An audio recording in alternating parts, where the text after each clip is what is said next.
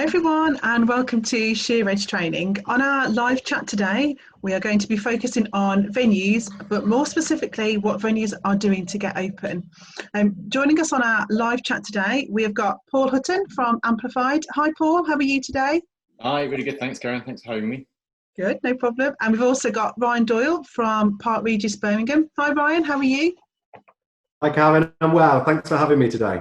No problem at all. We've also got Richard Smith and he's from Why Boston Lakes Resort. Hi Richard, how are you? I'm really good, Karen. Good to see you. Thank you for having me on. No problem at all. And finally, we've got Kevin Holland and Martin Dempster from Trident Hospitality.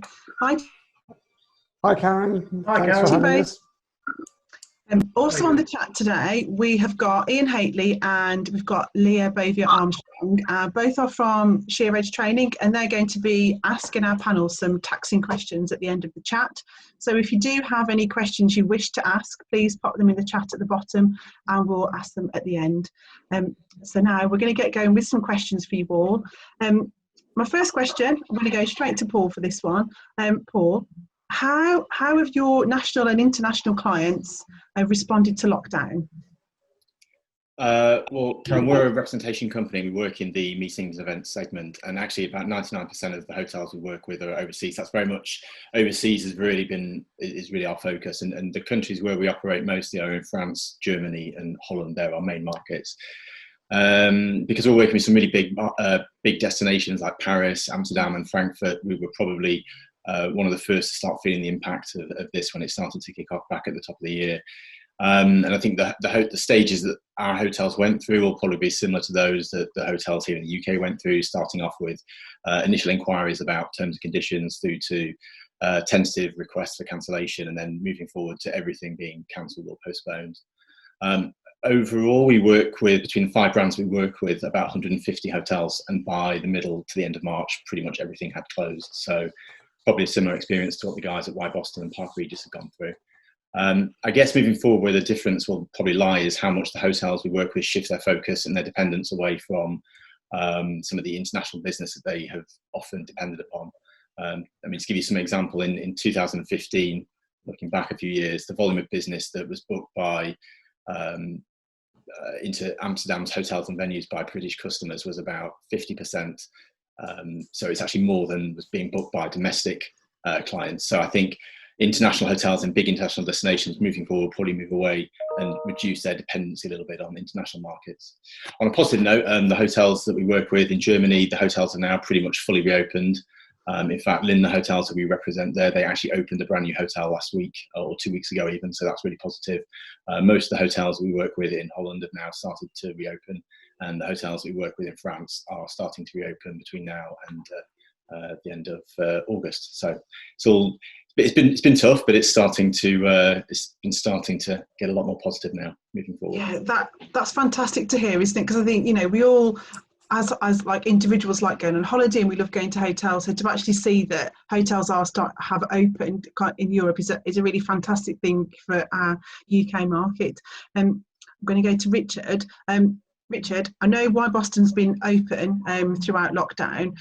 What have your team been doing during this time to kind of stay open, to stay focused, and to kind of get ready for clients coming back? Yeah, it's true. Parts of our business have been open throughout the lockdown period. One of the things we've got is a serviced office business on site. It's got about 30 clients, and a number of those have been in throughout. We've got quite a few government bodies based on site, so they've been open, and so we've been looking after them throughout the period.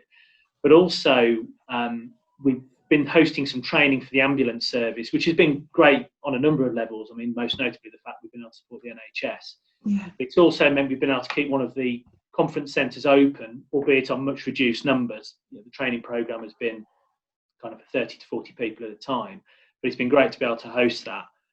I think one of the interesting things is that the proactive sales team have been in throughout the period of time, and they've been really busy. You know, we furloughed some members of the team, but we had that initial challenge of repositioning events, particularly those in April, May, and June, and moving those primarily into next year rather than the back end of this year. But the other thing that they've been busy with is 2021 bookings and building that pipeline. And they've also been spending a lot of time, particularly over the last 4 weeks, doing virtual site visits And last week, we actually had our first couple of on-site visits as well, which brought with it its own learning curve as well about how to facilitate those, how to do those safely, how to be able to explain to the people who are visiting how we can deliver their events. But I think probably the biggest couple of things we've had ongoing throughout the period, first of all, is continuing to reinvest into the product. I don't know whether this was good timing or bad timing, but we just started refurbishing our training centre, the Willows Training Centre, in March. And we were planning to do it in 2 phases. March and April, do the training rooms, and then in the 6 weeks of summer, do the restaurant and reception area. And I say the timing was interesting, particularly, investing that amount of time and money into a project when your revenue streams are slowing significantly. But we decided to continue with the investment. We've actually brought it forward. So instead of doing the restaurant and the bar area in the summer, we're doing them at the moment, so it should all be finished towards the end of July. The plan being that then we can do site visits in August. Hopefully, fingers crossed, for the business that will start to return in September and October. But it was a key thing for us. Willow's Training Centre, it's massively important to us. So we knew we had to get on with that investment. So that's been keeping us extremely busy. And then the final bit has been getting the venues ready to open with a conference centre, a training centre, a hotel, spa, golf course, serviced office clients, and over 350 acres. Has been a massive programme to get us ready for reopening. So we launched our You, Me and Trust campaign to build confidence, and we've launched this product called Safe Events. And as a result of that, in the last few weeks, we've put self-check-in kiosks across the hotel and the 2 conference centres. All the venues have now moved to cashless. We moved to one of those at Christmas time, but we've now brought forward doing the other 2, so they're now cashless as well. We've got our online ordering portal in place for food and drinks, and this week our thermal imaging cameras go in across all the venues as well, which has been great. And today we've just launched our delegate safe event video. So it's been a busy time, and also been working on some sustainability projects as well, which I think it was good timing to be able to get on with those and push forward on some accreditations, but also working on some of the key sustainable projects. So I think we all agree, whilst we've got to be running safe events, all the venues want to be running sustainable events alongside that. So it's been an interesting time for us, busy, but we're looking forward to getting busy with actual events as well. Yeah, and I think you're right. I think it is a really good time, isn't it, for everybody to take advantage of it being not as busy, a little bit quieter, to kind of do all these activities that are in the back of your mind, but actually now you can get on and do it. I know I've seen well, Boston, you do quite a lot. There's a lot of videos that you put out. I saw the one the other day about you showcasing the reception area and how you'd all got it ready for the ambulance service. So I think it's things like that people are like, oh, actually things are ready to go, and we can go back into hotels and conference centres. Brian, for you, I know there's been lots of talk about Park Regis Birmingham opening for leisure guests. Can you just tell us a little bit about what training your staff have been doing to kind of get ready for opening? So any kind of safety training they've been doing, just so we can understand what also you guys have been doing in the short term. Yeah, of course, completely. I mean, we're quite fortunate, and similar to Boston, we've remained open during most of the pandemic. We only actually closed for 3 days, and then we were very fortunate to secure some work with the NHS and support some of the local hospitals. So for us, there was a lot of adaptations that had to be made very, very quickly. And we're very fortunate, again, being an independent hotel, that we can make those adaptations. We are the head office. We haven't got to wait from guidance from the brands and sit back. It was very much, this is what we need to do, this is how we're going to do it. We've sit down into 2 key areas, and what we've created is our PRB clean ethos, and then our COVID secure meeting and events ethos. And we've released infographics and, again, similar to Boston, a series of videos into how we're explaining that. A couple of the key touch points in terms of cleaning, the changes that we've had to make, is we've introduced UV light technology. So we've had to train all of our housekeepers on how to use the UV light technology, and increased our room cleaning time by minutes. Although it looks like you turn off the lights and it looks like you're in some sort of scientific lab. And when we done it the first time round, it was the strangest thing to be actually in a room with UV light technology. But it really does kind of show up all of the touch points, and to ensure that they're all fully sanitised. Yeah. Our housekeepers, whereas normally we would check our air conditioning filters on kind of a monthly basis, that's now being changed on a daily basis. Rooms preset to 18 degrees, as well as bringing in keyless technology and door seals. And really, with our staff, we have created an onboarding process. So as part of them coming back off the furlough scheme, they have to reboard through an online training portal. And so all of that has to be completed. They have to go through all of their department-specific training, as well as all staff will go through PPE training and have to be signed off by their line manager before they even step foot in the building. So lots of kind of admin there for our HR team, but definitely changed better. And we're very much seeing it as a positive. At the moment, we've got 4 floors shut off doing a soft refurbishment. Keyless technology is something that we've spoken about for the last year or so.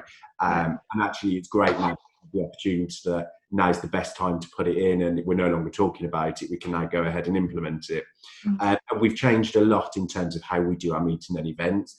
We are now doing a lot on Google Drives, and we're using CAD plans far more often. So any new ones coming in with the social distancing regulations, we're creating bespoke CAD plans, sending them to the clients, checking that they work for the client. And actually, it's even though the administration side has increased slightly, the service delivery side is only going to get stronger from it. So we're very much seeing it as a positive.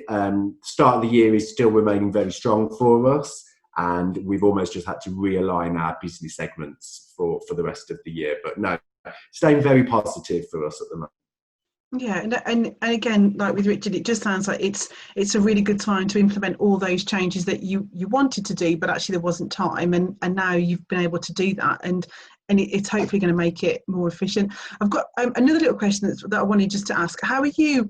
This could be for Richard or for Ryan. How are you, I suppose, educating your guests when they come into your venues? You know, because we obviously all go to Tesco shopping and we know our 2 metre rule, but how are you making sure that when guests actually come onto into your properties that they know the expectation that you've got for them as well? One of the things that we've funnily enough launched today is a safe events video, which will go out to all delegates, and what it's going to do, it's their journey through the venue from arriving in the car park all the way through all the different elements of their journey with us, whether it's checking in, whether it's getting a tea and coffee, going into a meeting space, going into a bedroom, eating, etc. So it's a video that therefore, about 3 minutes long, but it gives them the opportunity to actually see before they arrive what it actually is going to be like, what those changes may be. So for people who've been to us before, they can see what changes we've made. But for people who are new visitors, new clients coming on site, they can see that journey to hopefully give them some comfort.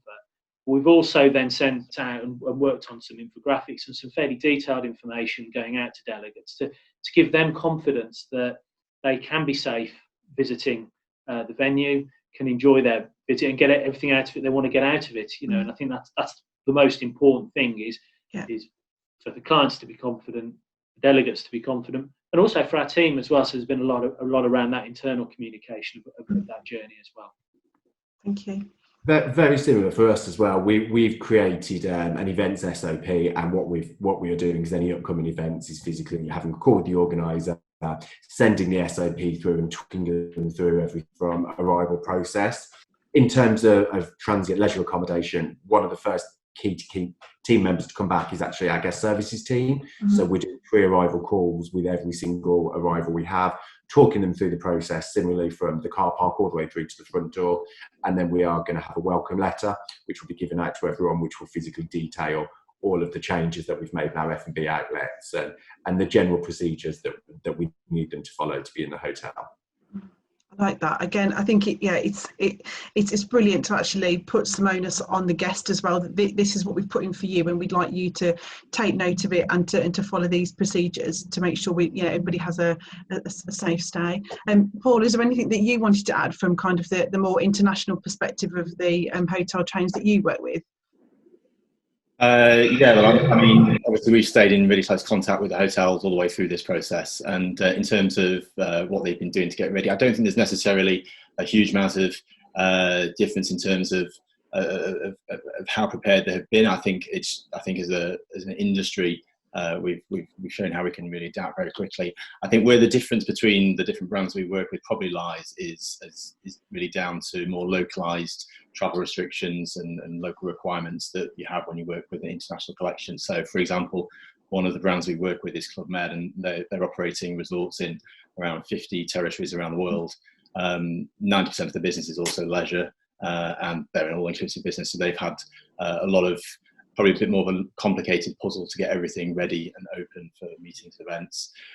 When you look at some of the hotels we work with in cities like Paris, by the time the hotels we work with there are going to be able to be open, they're going to be going into a traditionally very low period for the city, so they're probably going to delay their openings a little bit.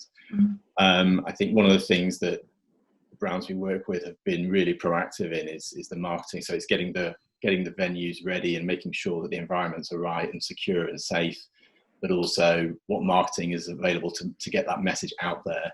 So a little bit like I think Richard was mentioning, the hotels that we're working with have been producing virtual site inspections, a lot of really clever marketing collateral to make sure that customers know about what their journey is going to be like when they arrive at the hotel and what that's going to look like.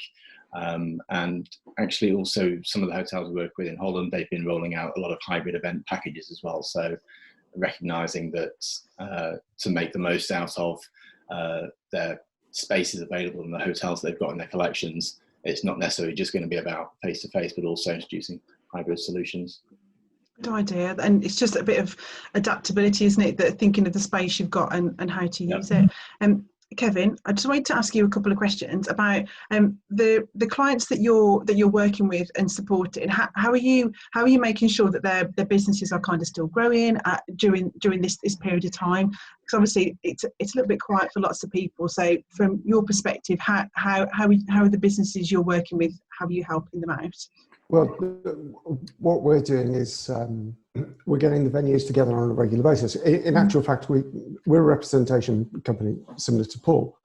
But what we've tried to do is to keep the interaction between our venues and agents going all along. So we've been involved in organising informal get-togethers. So we've had tea with Trident on a regular basis, and 11s with Trident, and basically getting the venues together and then inviting a guest. And those guests have, Joe Wilson has been with us, and a number of other agents, to get their perspective on what's happening in the industry, and hopefully giving our venues hints as to the route they should be going. In addition to that, we've been doing sort of venue-only type forums. So the venues can get together, they can talk about the issues that they've got, cancellations, how they're dealing with it, refunds, all that sort of stuff, but also an opportunity for them to share information and help each other. And it's really, from my point of view, I find it quite satisfying to see that there's a community has grown up within the venues.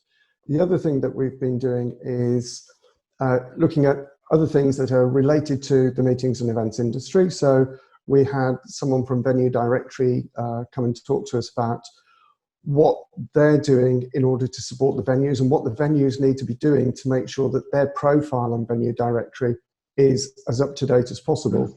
And safe meetings, quality in tourism, they're clean and legal, all of that sort of thing. That's the information that we're encouraging our venues to put onto their Venue Directory pages. We had someone from last week from UX Digital who was talking about digital marketing. Who else have we had, Martin? I'm running out here. We had someone who's working for Quality in Tourism to talk about the clean and legal. And we're also having an agent join us next week who's been involved with that with the HBAA as well. So it's about keeping that going and then taking it through to social media so it goes through. The venues are coming back, and if they've got issues, then if we can support them ourselves, then we will. But if we need to draw on our network of people to support the venues, then that's what we've been doing.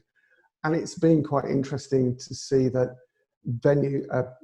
as we get further and further into lockdown, we are seeing more and more inquiries coming through. Some of them fairly short notice for the autumn and into the early part of 2021. Sustainability is also quite important as well.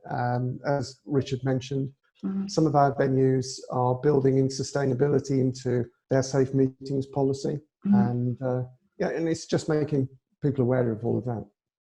Yeah, and from the perspective of an organizer, that's one thing that I get asked a lot, is the sustainability of the event. You know, things need to be sourced locally, or they need to be, can you recycle this? I think more and more people now are aware of it and actually want it to be part of either their venue choice or their, you know, what's going to happen on their events. I think that's really great now that, again, this time is being used effectively to kind of work on that area.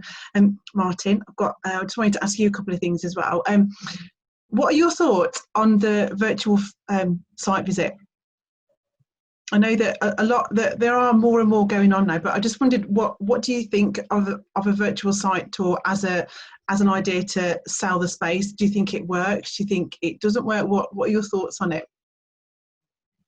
Well, it undoubtedly works. I mean, the best thing you can possibly do is get the client to come and see your product, which obviously in this case is venues, hotels, etc. So I think really going onto websites is important. It always has been, but now more than ever. And I think with the virtual tour, there's certain things you need to be aware of. They need to be of a good quality.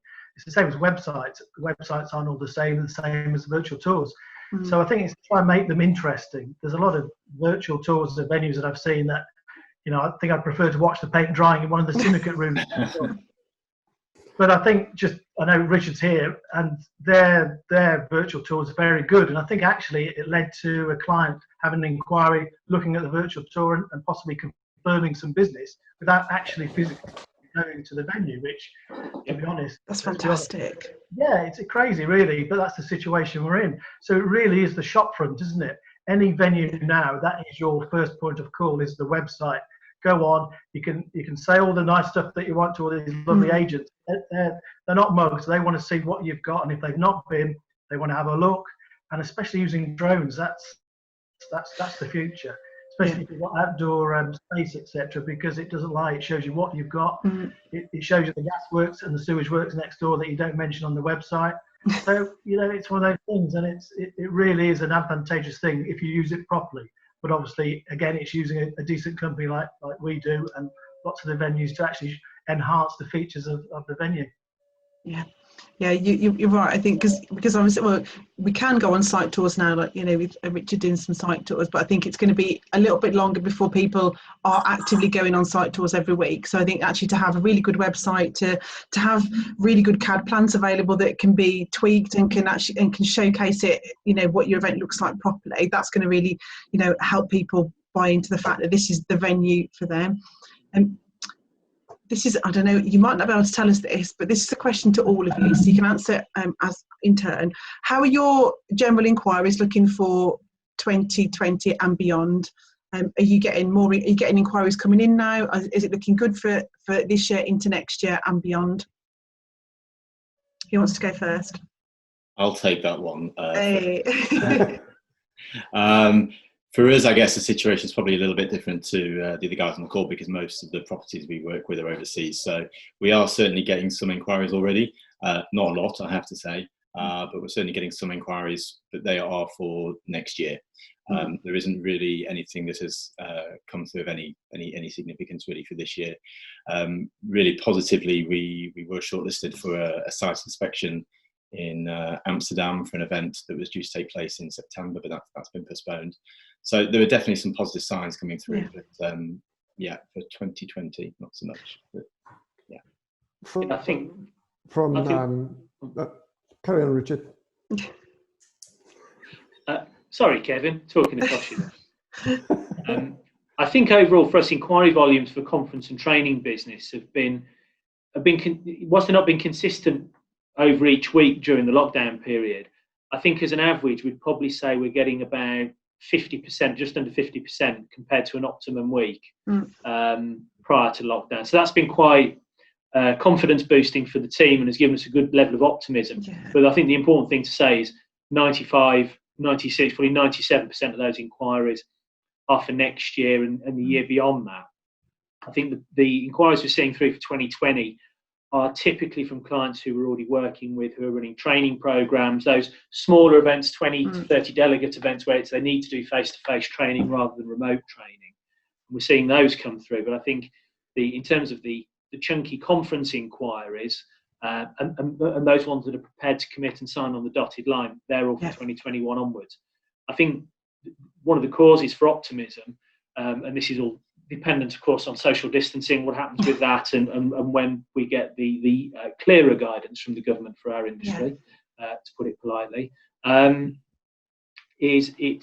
seeing those larger scale events come through for the first quarter of next year and the second quarter, and that's positive. It's not all back-ended into the back end of 2021. It's actually the front end of 2021 that's looking good.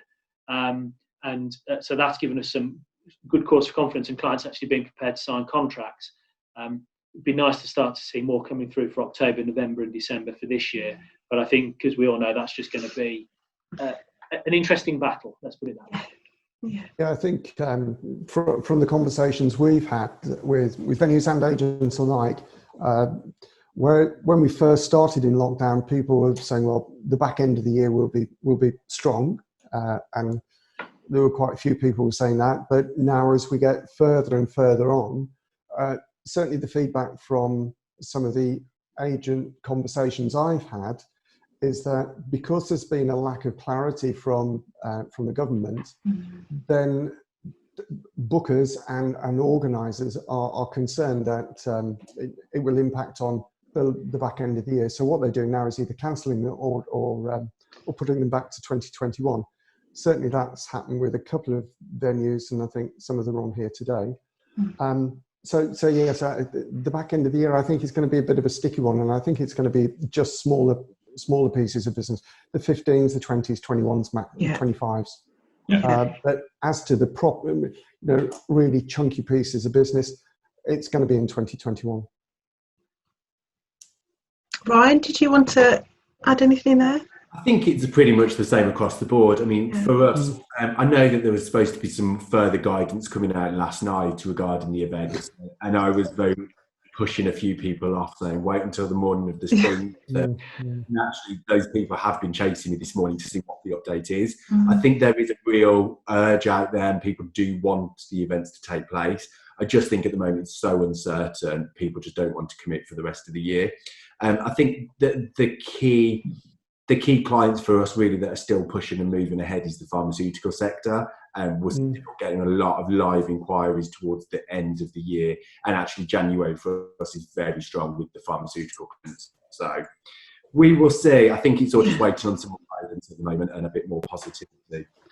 I think that's it, isn't it? I think we just need everything to be a little bit clearer before people fully commit to things. And we chatted to Makoko last week, and exactly the same was said there. We need a few little meetings to take place, like 15, 20 little meetings, and so we can start to build the momentum up, and people can see actually you can have a meeting in a conference space in a hotel, and this is how it works fine. And then I think it's just building that security that it's fine, it all goes well. So fingers crossed we'll get some more clarity soon, and then we can start to build the momentum back up. Well, gentlemen, thank you for your time. That's all my questions, but I am going to hand over to Ian and to Leah, and they've got plenty of taxing questions for you. So I was just the warm-up. Now I'm going to hand over to Ian and to Leah. Not too taxing, guys, I promise. Leah, are you there? Yeah. Yeah, do you want to start with Sheila's question? Yeah. Cool. Right, so Sheila is saying, I run a business exhibitions. I've heard today that exhibitions will not be classed as mass gatherings in the future, so we'll be able to go ahead in the future. Has anyone else heard that? Thanks. No. I don't know. Which is interesting, because obviously there's a lot of close contact at many shows, so that's interesting, Sheila. Can I ask where that was heard, if anyone else has heard that? I haven't heard it yet. I haven't heard that either, but I think there's a consensus that's not common knowledge. But worth mentioning, actually, in Germany they have already made this step, so they have classified business exhibitions as separate from mass gatherings. That was already about 3 or 4 weeks ago in Germany, so maybe we're following suit here. Should be promising if we are. That's good. I think that's what Sheila's alluded to then, that she's heard it from in other countries, maybe they're ahead of us slightly, other countries. So, okay. All right, Leah, any other questions there?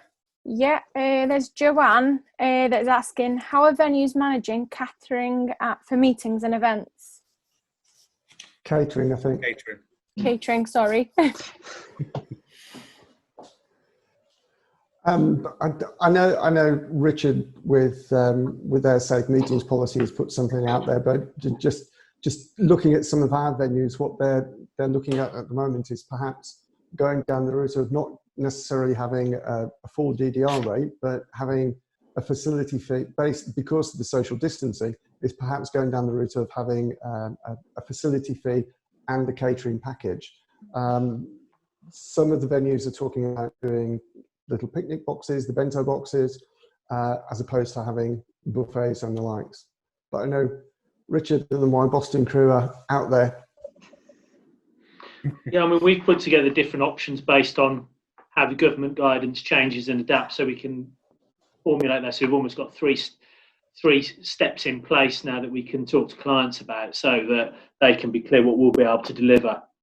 And of course, at the moment, for those events that are immediately returning, or those that are key worker training based events that we're doing at the moment, it's at the moment with, for instance, things like breakfast for key workers, it's dropped off at bedrooms at the moment in the morning in a box outside the room, and then lunch is sandwich bags, which are delivered to the training room, and then dinner are very simple, socially distanced, served in a bubble dinner. But then we've got different steps up then beyond that as the guidance changes, and what we're trying to do is create something that is still really good quality experience for people. But at the moment, yes, it is more compromised, but what we're hoping for then, as things restrictions change, we will implement option 2 and then option 3. But we've laid all of that out for clients so they can clearly see what we will be looking to deliver for them.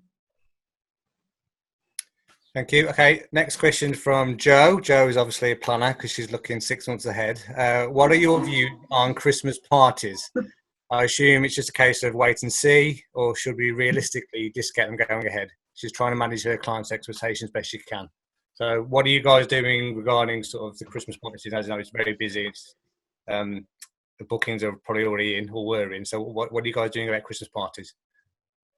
I think for us, this is a conversation that we're almost having every single day. Yeah. And again, it really goes back to the guidance. And for us, we are waiting for the social distancing policies and to be released and potentially reviewed. The big concern that actually is the alcohol involvement, and actually how can, you can socially distance a banquet, can socially distance an award ceremony, you can put the PPE in place. However, the question really is, once 150 people have had a couple of glasses of wine and people are wanting to go on the dance floor, do you almost mark a spot and say, you dance on that spot and do not move? We looked at sorts of silent discos. But we even looked at silent discos to think, right, actually, is that a way where you try and combat that and people put headphones on and physically stay on that X marks the spot? But I think at the moment, for us, it's quite a risk, really, in terms of the alcohol involvement. But if social distancing is reduced, then yeah, it's a possibility. But I think with the 2 metre distance, would you consider holding dry events? So potentially, yeah. And that is the other option. But I think nobody would come, but no one's going. I think the other thing that we've been considering is exactly the point that Ryan has made there. Once you add alcohol in, it becomes a real challenge.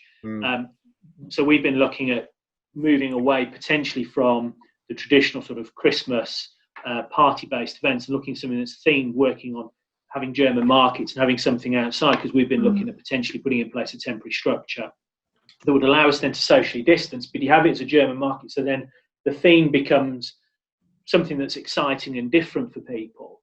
And it could be more easy to actually socially distance and deliver that. But the question at the moment then is around the demand. And yes, we had a couple of really good Christmas bookings already in place for corporates, which we think are unlikely to go ahead because of the numbers involved. But I think the market will be a very short market, short lead market, and therefore will it drive the size that makes it worthwhile for venues to deliver some of those bigger Christmas parties. So I think the jury's very much out on Christmas at the moment. which is a shame. I've got a question for everybody. Well, Richard maybe, and Ryan. How are you managing access to welfare facilities? How do you do that in your plan? So you can manage kind of people's catering, you can manage them coming into the building, but then what if everybody wants a toilet break? How is that being managed? Timing. So by that, what we mean is that we're looking at events and being very clear with clients that when they come in, we will pre-arrange with them when their breaks will be for their group. So if we've got multiple groups in, and dependent on the size of those groups as well, is then we will pre-agree with them when they will take their tea and coffee breaks, and therefore visits to welfare facilities. So that's one route through that for sure. And then the other thing, dependent upon size of events, is how we'll then supplement those facilities as well. And we've got a couple of plans around that. But I think the key will be the timing and being very clear with clients that this is when you will take your break. It's the same with the moving people through for lunch and things like that as well. And conversations today, clients are clearly being proactive and supportive of that. But I think that'll be the key route. And I suppose it all comes back to that education at the start of the process, doesn't it? That this is what we expect from you as the client, and this is what we'll do for you as the venue. Yeah, I think that's one of the major things is the responsibility of the organiser and the delegates, and we've been quite clear with that. This is our commitment to you, but this is what we need back as well to make sure it's particularly when you might have 3 or 4 different groups from different market sectors who are running different types of thing within your conference, and that's the same for hotels and conference centres. And sometimes some of those groups might not necessarily easily mix, and you've got to therefore make sure that everyone takes their responsibilities carefully.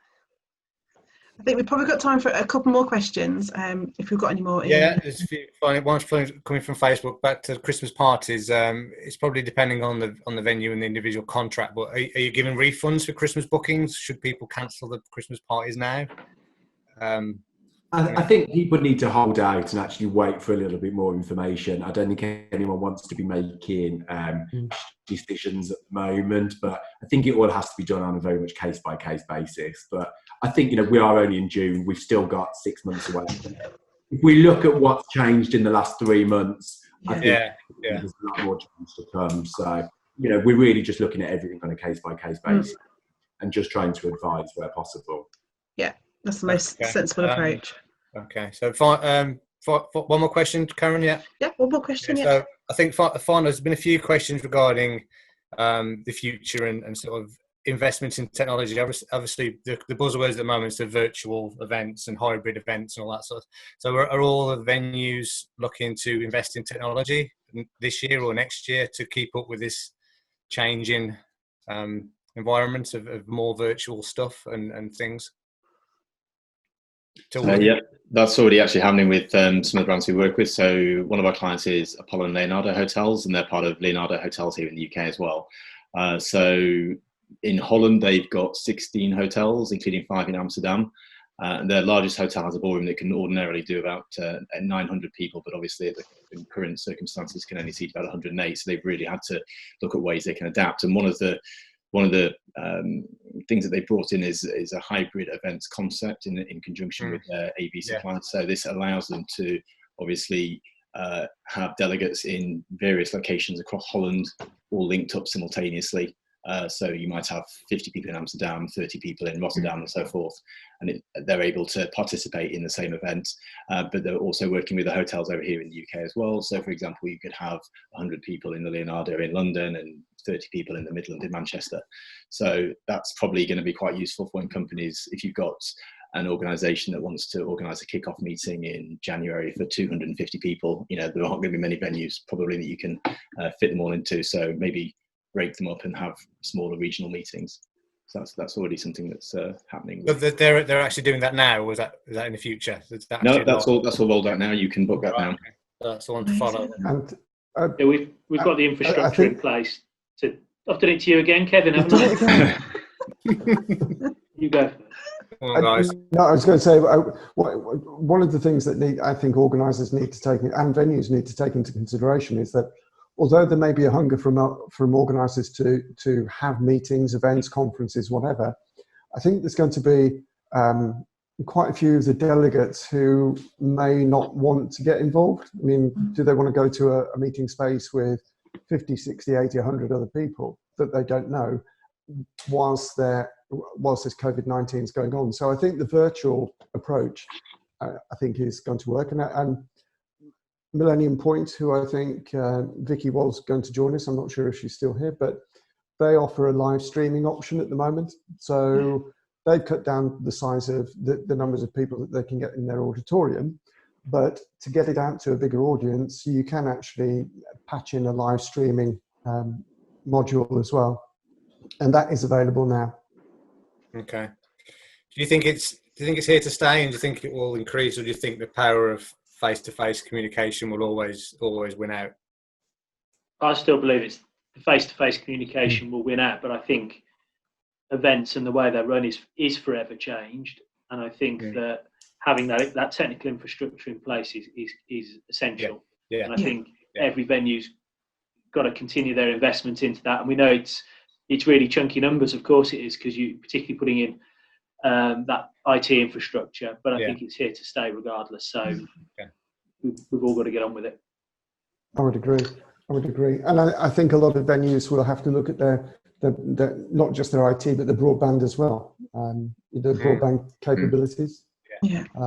Which I know is fine for city centre based places, but if you've got somewhere out in the wilds of Wales or Scotland, it's a bit tricky. Or the Cotswolds, it does become a bit tricky. So. Yeah. Well, gentlemen, thank you so much for answering Ian and Leah's questions. We really appreciate it. That's been really fascinating. Thanks for your time today. I think we've covered lots in that discussion, so we do appreciate you giving up your Tuesday afternoon to chat to us. Before we go, I just wanted to say thank you to Ian and to Leah for managing the questions. Thank you to Gino, who behind the scenes make sure that all this runs seamlessly and there's no sound problems, no vision problems, no thunder interference, nothing like that. So thank you very much. And thank you to everybody on Zoom and Facebook for joining us. We really appreciate your support. So have a lovely rest of your day, and thank you very much. Thanks, everyone. Thank you. Thank you.